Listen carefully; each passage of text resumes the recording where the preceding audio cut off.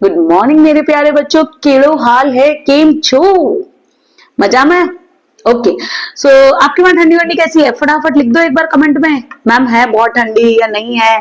तो बहुत ठंडी होती है ना तो हमें पढ़ने का मन नहीं होता है, पर इसलिए अहमदाबाद में इस बार ठंडी नहीं है। द रीजन इज कि आप पढ़ो, एग्जाम है फरवरी में, तो वेदर भी आपके साथ है और ऋतु मैम भी आपके साथ है पढ़ाने के लिए।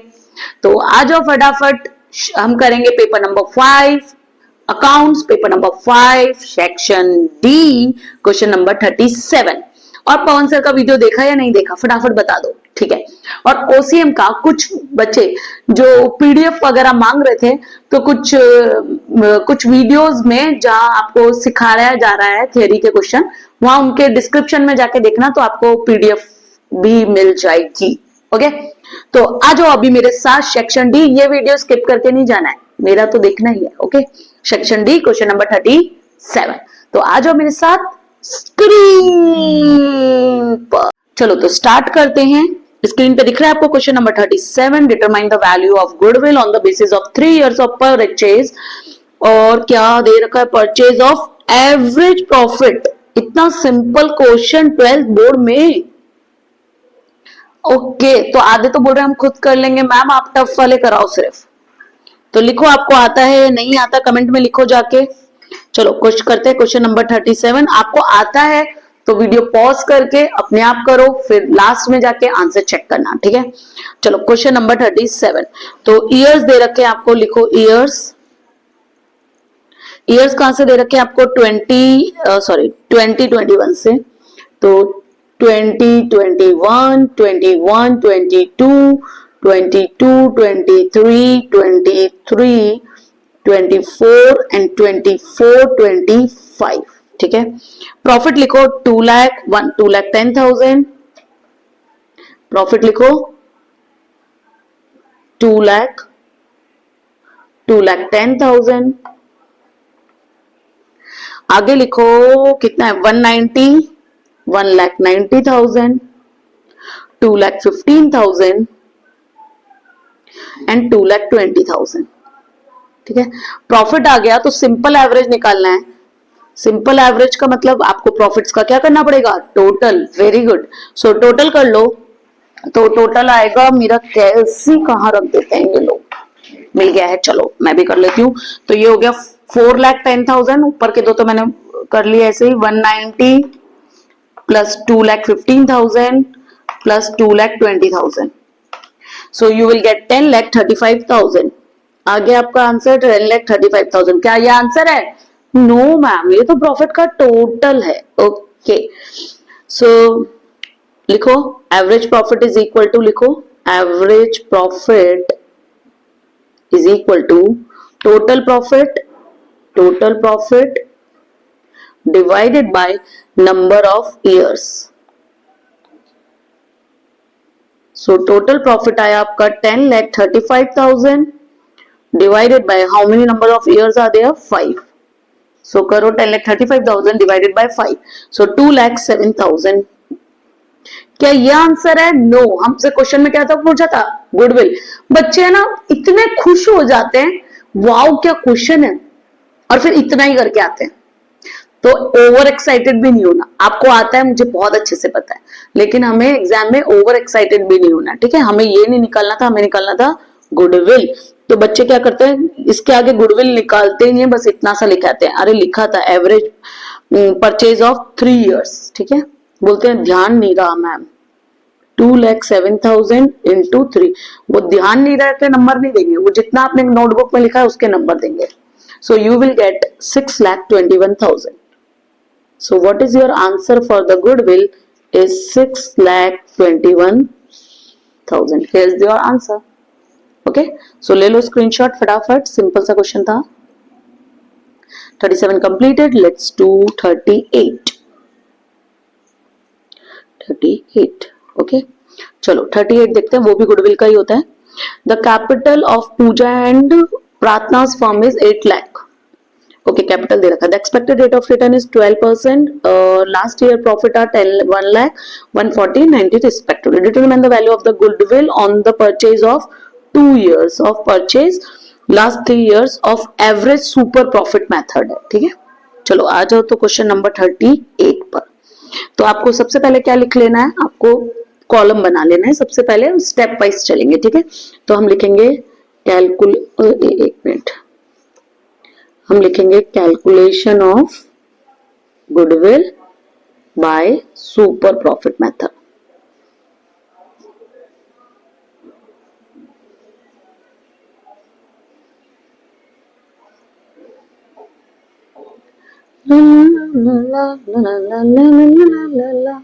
तो आप पहला लिखो, पहला स्टेप लिखो, लिखो कैपिटल एम्प्लॉयड। सबसे पहले लिखते हैं हम कैपिटल एम्प्लॉयड, लिखो फटाफट। कैपिटल एम्प्लॉयड कितनी दे रखी है, देखो कैपिटल एम्प्लॉयड कितनी दे रखी है आपको, 8 लाख रुपीस। तो वो लिख लो 8 लाख रुपीस, ठीक है। सेकंड पॉइंट लिखो expected rate of return. Second point लिखो expected rate of return. So what is your expected rate of return? 12% given in the question, 12%. Third point लिखो, थर्ड पॉइंट लिखो एक्सपेक्टेड प्रॉफिट निकाल दो इसके basis पे, expected profit. तो क्या करोगे आप, कैपिटल एम्प्लॉयड को मल्टीप्लाई कर दोगे आरओआर से। तो मैं यहाँ पे लिख देती हूँ, एक काम करो, कितना 8 लाख का 12%। ओके, मैं यहाँ पे लिख देती हूँ आपकी वर्किंग, तो आपको ध्यान रहेगा। 8 लाख का 12%, 12/100 कर लो, या डायरेक्ट कैलसी में 12 का परसेंटेज का साइन होता है, you can do directly also, into 12%. So the value is 96,000. रुको, 96,000. Got it? नंबर 4 लिखो, 4 लिखो एवरेज प्रॉफिट के basis, super average super profit बोला था ना, तो एवरेज प्रॉफिट निकालो। Average profit, for average profit you have to write down the profits. 3 साल के प्रॉफिट दे रखे हैं, 1 लाख, 1, 40 और 90। तो लिखो first year, second year and third year, years लिख लो इसमें, तो जगह कम रह गई मेरे पास। प्रॉफिट्स लिखो 1 लाख, कितना था 1 लाख 140 था शायद, और 90 था, 140 और 90, तीनों को प्लस कर लो। वेटेड एवरेज नहीं बोला तो सिंपल एवरेज, ठीक है। तो हो गया 240, 240 प्लस 90, 240 प्लस 90, 330। तो लिख लो 330, निकालो एवरेज प्रॉफिट निकालो। रुको, ये पता नहीं कौन से, तो आपका कल का ही दिखता है ये, 1 मिनट रुको खाली। तो लिखो, ये आ गया। अब लिखो एवरेज प्रॉफिट, यहाँ पे निकाल देती हूँ मैं। Average profit is equal to 330 divided by 3, तो आ जाएगा 1,10,000। एवरेज प्रॉफिट आ गया आपका। अब निकालो आप सुपर प्रॉफिट। फिफ्थ स्टेप आता है आपका calculation of super profit. Super profit का फॉर्मूला लिखो फटाफट, मैं लिखती हूँ उससे पहले आप उस पॉज करके वहां पे लिखो, कमेंट बॉक्स में लिखो सुपर प्रॉफिट का फॉर्मूला। इतने सारे क्वेश्चन करा चुकी हूँ, अभी भी दिक्कत है। लिखो एवरेज प्रॉफिट, अरे इसके ऊपर वाला और उसके ऊपर वाला, इसलिए तो निकाला था, सिंपल। एवरेज प्रॉफिट, क्या आपने सही लिखा है? मैं चेक करूंगी कमेंट बॉक्स, तो आप कमेंट बॉक्स में लिखो प्रॉफिट, सुपर प्रॉफिट का माइनस एक्सपेक्टेड प्रॉफिट। क्या आपने सही लिखा है? मैं कमेंट बॉक्स में चेक करूंगी, लिख देना कमेंट बॉक्स में, अब देख के मत लिखना। चलो 1,10,000 माइनस 96,000, सो 1 लाख, तो 4 इधर बच गए, 10 इधर बच गए, 14,000 आ जाएगा सुपर प्रॉफिट। क्या यहां तक क्वेश्चन छोड़ना है? नहीं, गुडविल निकालनी, मेन तो गुडविल ही निकालनी थी। गुडविल इज इक्वल टू, लिखो सुपर प्रॉफिट, फॉर्मूला लिखो, super profit multiply by number of years of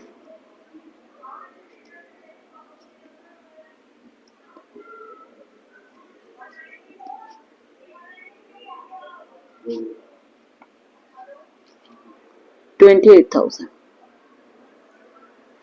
ठीक है। तो this is your value of valuation of goodwill. Okay, so take a screenshot of the answer. यहाँ पे था आपका, ये रहा, इतना ले लो पहले, ये नहीं है कुछ भी, 48 इतना ले लो पहले, ये लो, इतना ले लो, डन, और इतना ले लो, डन। 38। चलो आ जाओ फटाफट 39 पर। चलो, prepare a common size profit and loss statement for the given profit and loss statement. तो आपको इसको कॉमन साइज में कन्वर्ट करना है। So let's do question number 39। तो आ जाओ फटाफट, एक लाइन ड्रॉ कर देते हैं हम।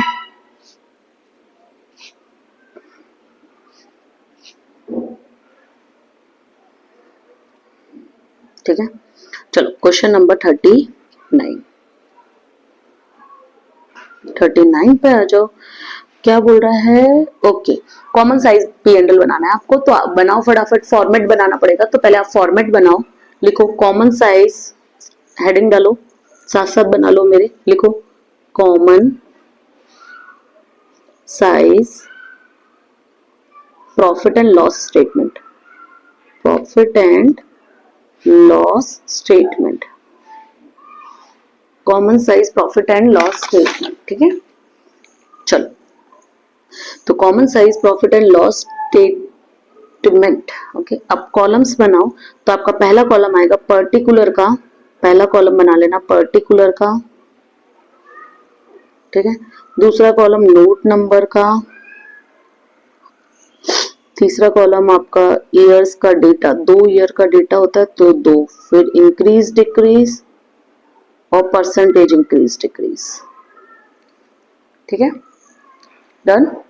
चलो लिखो, लिखो पर्टिकुलर, हेडिंग दो पर्टिकुलर,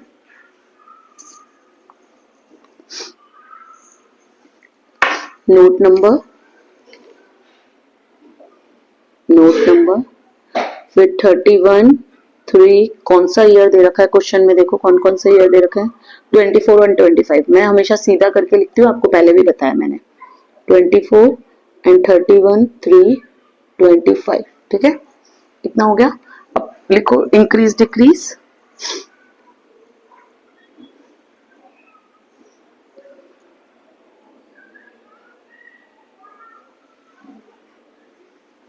अरे बच्चों ये कंपैरेटिव थोड़ी है, तो कॉमन साइज है, इंक्रीज डिक्रीज का कॉलम थोड़ी आएगा।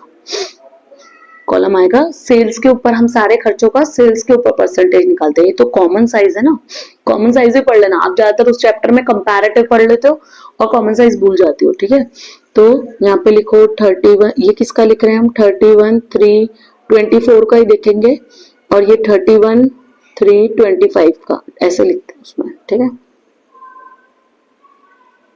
इतना फॉर्मेट बना लो।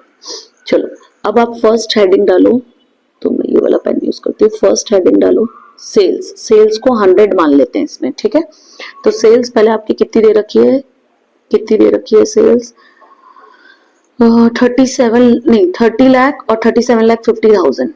तो 30 लाख पीछे से पढ़ना और 37 लाख 50,000। ठीक है, सेल्स को 100 मान लेना, इसमें भी 100 मान लेना। अब आपको सभी खर्चों के, इसमें से खर्चे माइनस करेंगे तो सभी खर्चों के लिए ऊपर वाले को क्या, मतलब ऊपर वाले के बेसिस पे ऊपर वाले को 100 माना तो खर्चा कितना है, तो परसेंटेज निकालते जाएंगे सेल्स का। ठीक है, तो सेकंड पॉइंट लिखो एक्सपेंसेस, एक्सपेंसेस हेडिंग है ये आपकी। ठीक है, अब एक्सपेंस क्या क्या दे रखे हैं, तो पहला एक्सपेंस क्या दे रखा है, परचेज फॉर रीसेल। लिखो परचेज फॉर, फर्स्ट लिखो परचेज, परचेज लिख लो या तो। ठीक है, चलो अमाउंट लिखो, कितनी अमाउंट, और 15 लाख और 20 लाख 62,500। 50 पीछे से पढ़ना, 15 लाख और 20 लाख 62,500। अब परसेंटेज निकालना है आपको, कैसे निकालना है, 15 लाख डिवाइडेड, सेल्स पे परसेंटेज निकालते हैं कॉमन साइज में, डिवाइडेड बाय 30 लाख इंटू 100, सो 50% आएगा। तो पहले वाले में आएगा 50% और दूसरे वाले में आएगा 20 lakh 62,500 divided by 37 lakh 50,000 into 100, तो आएगा 55। ठीक है, इसमें हम क्या करते हैं, ये जो खर्चे हैं वो हमारे सेल्स का कितना परसेंट है वैसे निकालते हैं। तो ये 15 लाख डिवाइडेड बाय सेल्स, यानी 30 लाख इंटू 100। सभी खर्चों का ऐसे करेंगे, ठीक है। सेकंड खर्चा देखो क्या है हमारा, सेकंड खर्चा एम्प्लॉय बेनिफिट एक्सपेंस। तो लिखो एम्प्लॉय, लिखो second number employee benefit expense. Employee benefit expense आपको कितना दे रखा है देखो, पीछे से पढ़ना, 3 लाख एंड 2,50,000। तो 3 लाख एंड 2,50,000। अब क्या करना है, वापस वैसे के वैसे करना है, तो करो 3 lakh divided by 30 lakh into 100, तो वो तो 10 आएगा, आपको भी पता है। 2,50,000 ये करना पड़ेगा, 2,50,000 डिवाइडेड बाय 37,50,000, तो आएगा 6.67। तो यहाँ पे आएगा 6.67, दो दो डेसिमल में लिखते जाना। तो समझ में आ रहा है आप क्या कर रहे हो, मैं खर्चों का सेल्स के ऊपर परसेंटेज निकाल रही हूँ। तो पर्टिकुलर एक्सपेंस जो भी एक्सपेंस निकाल रहे हो वो expense divided by sales into 100, okay, वो कॉमन साइज हो। चलो थर्ड करो, थर्ड करो। थर्ड क्या है, फाइनेंशियल एक्सपेंस। लिखो फाइनेंशियल एक्सपेंस, फाइनेंशियल एक्सपेंस। चलो कितना है फाइनेंशियल एक्सपेंस, देखो फाइनेंशियल एक्सपेंस कितना है आपका, 1,80,000 एंड 2,25,000। 1,80,000 और 2,25,000। अब करो 1,80,000 डिवाइडेड बाय 30 लाख इंटू 100, तो 6% आएगा। एंड 2,25,000 करो, 2,25,000 डिवाइडेड बाय 37,50,000 इंटू 100, तो वो भी 6% आएगा, सेम आ रहा है, ठीक है। फोर्थ लिखो, फोर्थ लिखो, फोर्थ आएगा डेप्रिसिएशन। बस टोटल एक्सपेंस लिखना है फिर तो। डेप्रिसिएशन अमाउंट देखो 2,70,000 एंड 3 लाख, तो लिखो 2,70,000 और 3 लाख। अब आपको क्या करना है, 2,70,000 डिवाइडेड बाय 30 लाख इंटू 100, तो आपका आएगा 9%। और 3 लाख डिवाइडेड बाय 37,50,000 इंटू 100, तो आपका आएगा 8%, ओके। अब टोटल एक्सपेंस था तो टोटल कर दो, जैसा फॉर्मेट वहां दे रखा है वैसा का वैसा ही आपको बनाना है। तो टोटल एक्सपेंस कर दो, तो लिख दो टोटल एक्सपेंस, ठीक है। टोटल एक्सपेंस कर दो, इसको यहाँ बंद करना ताकि ये मत ऐड कर देना। चलो 15 और 3 18, 15 16 18 और 1 19, 19,80,000, 19,80,000 plus 2,70,000, so you will get 22,50,000। तो लिखो 22,50,000। उधर भी लिखो 20,62,500 प्लस ये हो गया 4,75,000, 4,75,000 plus 3 lakh. So you will get 28,37,500. 28,37,500, ठीक है। अब आप इसको भी सेल्स के ऊपर निकाल दो, तो ये डिवाइडेड बाय 37,50,000, पीछे वाला पहले निकाल रही हूँ, इंटू 100, तो 75.67, तो इसका आ रहा है 75.67, ठीक है। आगे वाले का आएगा 22,50,000 डिवाइडेड बाय 30 लाख इंटू 100, तो आगे वाले का आएगा 75, ठीक है। ओके, टोटल एक्सपेंस आ गए, ये बंद कर दो। अब आ जाएगा प्रॉफिट बिफोर टैक्स, तो लिखो प्रॉफिट बिफोर टैक्स, ठीक है। प्रॉफिट बिफोर टैक्स में आप सेल्स में से माइनस कर दो खर्चे, तो आपका आ जाएगा 30 लाख में से 22,50,000 गया, तो आपका बच गया 7,50,000। 37,50,000 में से 37,50,000 में से माइनस कर दो 28,37,500, तो आपका बच जाएगा 9,12,500, 9,12,500। अब इसको भी आप ऊपर परसेंटेज पे निकाल दो, डिवाइडेड बाय 37,50,000, सेल्स पे निकालना है सबको, तो आपका आएगा 24.33। सबको सबके नीचे सेल्स आएगा। स्टैटिस्टिक्स में इंडेक्स बेस किया वो किया था, fix base method index number में, उसमें सबके नीचे बेस ईयर का आता है, तो यहाँ पे भी सबके नीचे सेल्स आएगा। 7,50,000 divided by sales 30 lakh into 100 तो आएगा 25। और वैसे भी देखो 75 अगर खर्चा है तो 25 प्रॉफिट होगा, और इसमें से ये माइनस कर दो तो दोनों का टोटल 100 आना चाहिए। ठीक है, अब आ जाओ इसमें से लेस कर देंगे, लेस टैक्सेस, इनकम टैक्स। देखो दे रखा है क्या, नहीं दे रखा कोई तो डैश कर देंगे। हाँ दे रखा है ना, वेरी गुड, 30%। सो इसका 30% निकाल दो, 7,50,000 का 30%, so you will get 2,25,000, sorry, ठीक है। 912500 इंटू कितना परसेंट था, 30%, जो नॉर्मल कंपनीज पे होता है, 273,750। ओके, ये भी हो गया। आगे चलते हैं, इसका भी निकाल दो ऊपर, तो इसका आ जाएगा डिवाइडेड बाय 3750, तो आ जाएगा 77.3। पीछे वाले का निकाला मैंने अभी 7.3, क्योंकि मेरी कैलसी में वो फिगर था। 5,000 डिवाइडेड बाय 30 लाख इंटू 100 तो आ जाएगा 7.5। ठीक है, अब आ जाओ प्रॉफिट। अब खाली क्या निकालना है आपको, प्रॉफिट आफ्टर टैक्स, तो माइनस कर दो इसमें से ये, तो प्रॉफिट आफ्टर टैक्स आ जाएगा and you will get the answer. Question खत्म। ठीक है, 7,50,000 minus 2,25,000 and you will get 5,25,000, 5,25,000। अब मैं परसेंटेज में निकाल देती हूँ इसका, पहले divided by 30 lakh, so you will get 17.5। दूसरे वाले का करते हैं 91,2500, 9,12,500 माइनस कर दो उसमें से 2,73,750, so you will get 6,38,750, 6,38,750।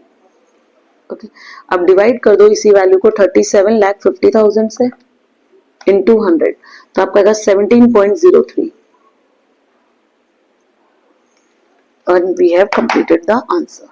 Same format बनाना है, देखो जो क्वेश्चन में था वो का वही फॉर्मेट है हमारा, कुछ चेंज नहीं हुआ है और आंसर भी वही आएगा। Only we have to make 2 new columns. क्या कॉलम, कि सेल अगर 100 होती तो आपका परचेज कितना होता, ये कॉलम है। तो आप डिवाइड करते जाओगे, परसेंटेज मतलब सिंपल। ठीक है, तो ले लो स्क्रीनशॉट फटाफट, कॉमन साइज तो और कंपैरेटिव भी इजी होता है, वहां पे प्लस माइनस के झंझट होते हैं, यहाँ पे वो भी नहीं होते। डन, ओके, तो आ जाओ क्वेश्चन नंबर 40 पर। 39 वी हैव कंप्लीटेड। कितने क्वेश्चन है इसमें, 2 क्वेश्चन और है। क्वेश्चन नंबर 40 पर आ जाओ। From the following information of Sharma limited calculate total asset to डेप्ट ratio. Okay, total asset to डेप्ट रेशियो, तो मैं यहां लिख लेती हूँ क्वेश्चन नंबर कौन सा करेंगे हम, 40। तो फटाफट टोटल एसेट टू डेप्ट रेशियो का फॉर्मूला बोलो। मैं जब तक लिखती हूँ ये, जब तक आप फॉर्मूला कमेंट में लिखो। टोटल एसेट्स, ये इतना ऐसे कुछ फॉर्मूले इतने इजी होते हैं ना, जैसा नाम वैसा काम, इज इक्वल टू। लिखो फॉर्मूला फटाफट। लिखा, चलो मैं लिखती हूँ, चेक करो। रब मत करना, मैं चेक करूंगी, रब मत करना, कसम है आपको खुदा की। टोटल एसेट अपॉन डेप्ट, ईमानदारी से रब नहीं करना, मैं देखती हूँ कितने गलत है। चलो, टोटल एसेट अपॉन डेप्ट। अब टोटल एसेट देखो दे रखी है, निकालनी पड़ेगी, 40 ना, निकालनी पड़ेगी। ओके, तो चलो निकालो फिर, क्योंकि डेप्रिसिएशन वगैरह भी दे रखा है। तो नॉन करंट एसेट दे रखा है 28 लाख, उधर इधर बार बार करना पड़ता है मुझे। चलो लिखो, टोटल वर्किंग नोट लिखती हूँ मैं, थोड़ा सा नीचे लिखती हूँ ताकि मैं वहां पे तो बना दूंगी working note. Calculation of total asset, total assets. ठीक है, तो सबसे पहले आपको क्या निकालना है, नॉन करंट एसेट दे रखा है तो लिख लो non current asset, total asset चाहिए ना हमें तो नॉन करंट करंट दोनों चाहिए होगी, तो नॉन करंट एसेट,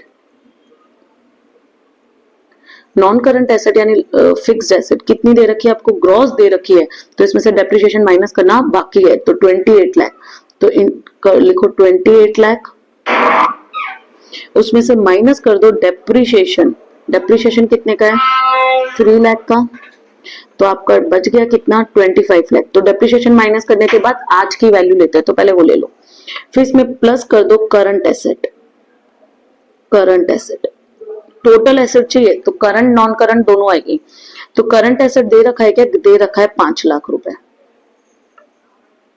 तो मेरा टोटल एसेट आ गया कितना, इजी था निकालना 30 लाख, पर आपको फॉर्मूला पता होना चाहिए, ठीक है।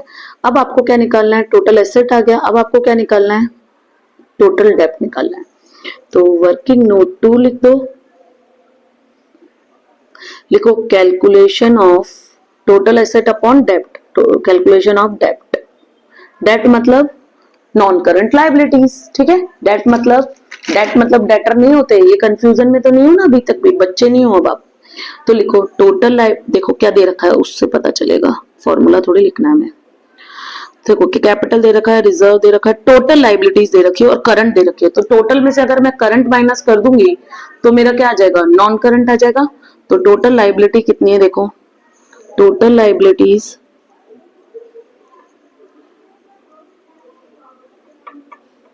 Total liabilities, total liabilities, total liabilities है मेरी कितने की 7 लाख की, 7 लाख, उसमें से करंट लाइबिलिटीज माइनस कर दो,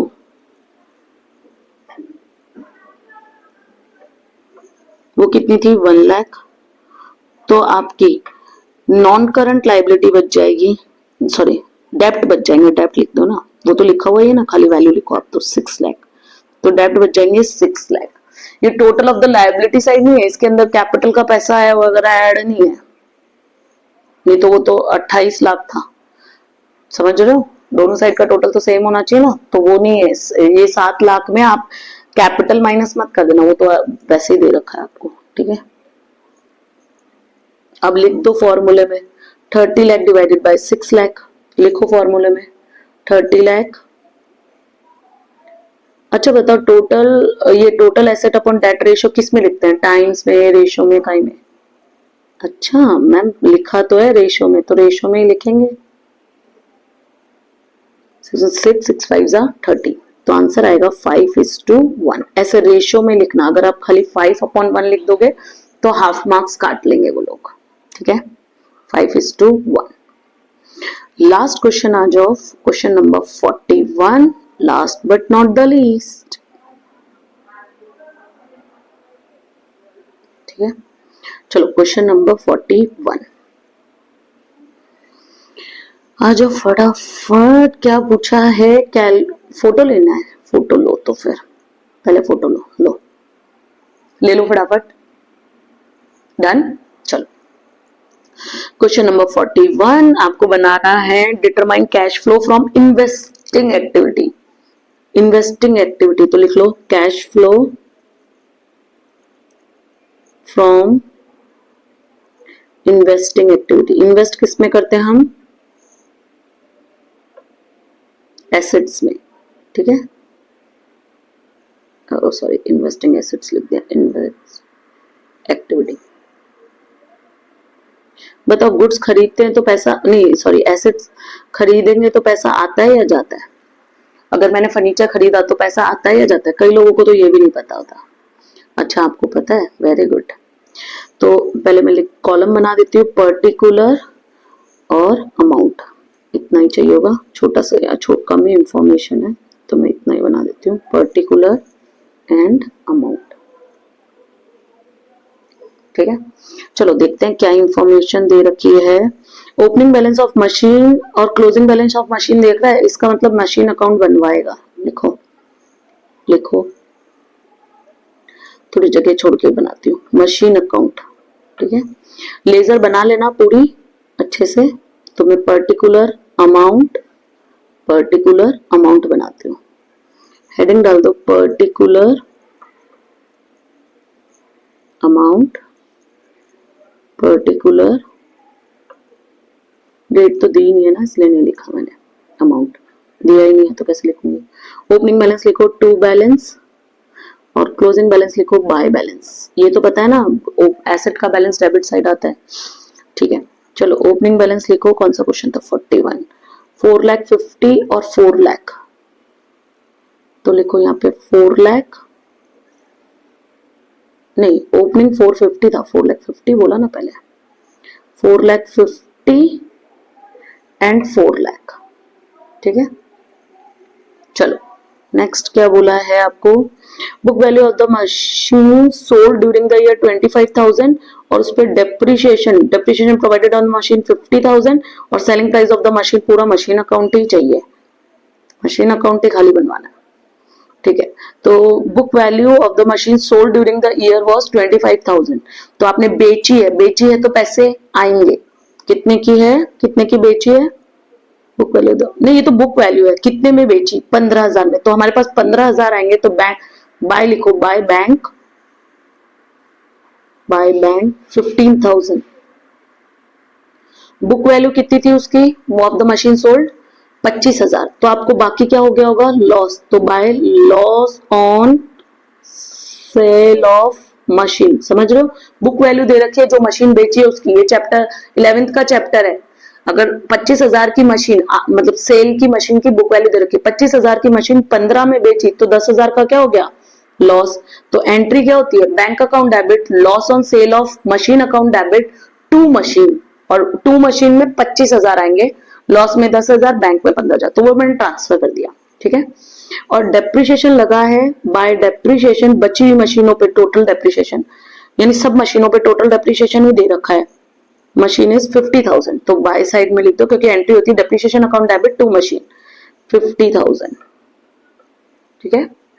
अब आप इसको मैच कर दो, तो देखो अगर इधर बच रहा है या उधर बच रहा है, किधर बच रहा है, इधर ही बचेगा, तो ओके 15 और 50, 60, 70, 75, तो 4,75,000 उसमें से माइनस कर दो 4,50,000, तो 25,000 बचेगा, तो आपने इसका मतलब किया होगा machine account debit to bank और टू कैश, ठीक है।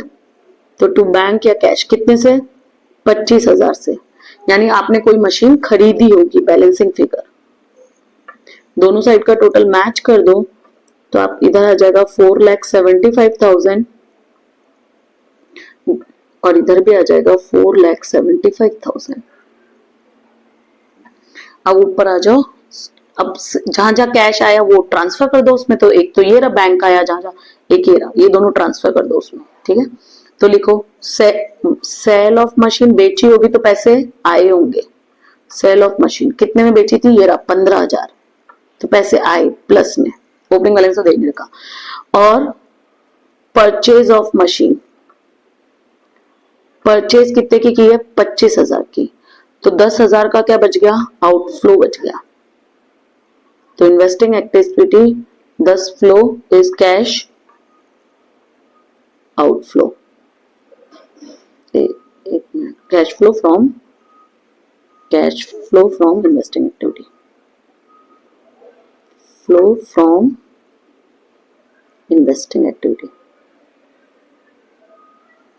ठीक है। बस इतना ही क्वेश्चन है, बस इसमें वर्किंग नोट ही बनाना था, मशीन अकाउंट का ही क्वेश्चन था पूरा, ले लो स्क्रीनशॉट, डन, समझ में आया।